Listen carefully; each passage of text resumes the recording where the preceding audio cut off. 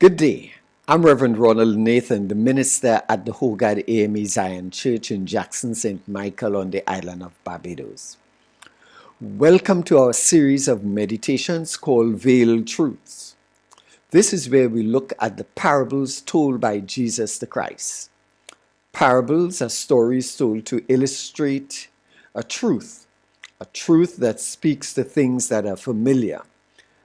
Jesus Christ used this first century literary form to teach his disciples. Some will get their meaning and many won't. But let us take a look at the parable The Rich Fool from Luke chapter 12 verse 13 to 21. This is now the third installment from this parable, and I have subtitled it Investments for Life. Luke 12, 13 to 21. And I'm reading two verses. But God said to him, "You fool, this very night your life will be demanded from you. Then who will get what you have prepared for yourself? This is how it will be with whoever stores up things for themselves, but is not rich towards God." Faced with a family dispute over inheritance, a young son tries to get Jesus to arbitrate on his behalf. Jesus, however, discerns that the basis of this man's accusation and demands was greed.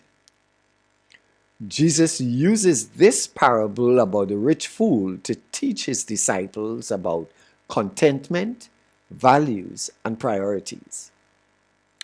In the two previous meditations, I focused on contentment and values. Today, I want to speak to the subject of priorities. We all invest in our lives. From the moment we are born, we begin to develop a particular outlook in life. As we grow older, we take more and more of the responsibility for our lives and our living. This rich man in this parable placed as his utmost priority the accumulation of possessions, in other words, wealth accumulation. There is obviously a lack of contentment on his part, as he is not happy or satisfied with the level of wealth he has already secured. Further to this, we note that his values equate his well-being as intrinsically linked to his wealth. He is self-centered. Once again, I need to come to the defense of the Bible to say that the Bible or Christian teaching is not anti-wealth. What do we do now that we know that a person's riches can become a distraction from recognizing God's provision and sustenance? What is intriguing in this parable is that the priority of the man has no engagement with God or any thought of God and what God has done for him. So if by use of the word priority we mean something that is important and must be dealt with before other things, we are quite clear that his priority was his wealth, the accumulation of it, and then his comfort in living off of his wealth. The foolishness of this posture is that the wealth he craves for, he cannot hold on to, as there is a valuable item called life for which he has given little priority to.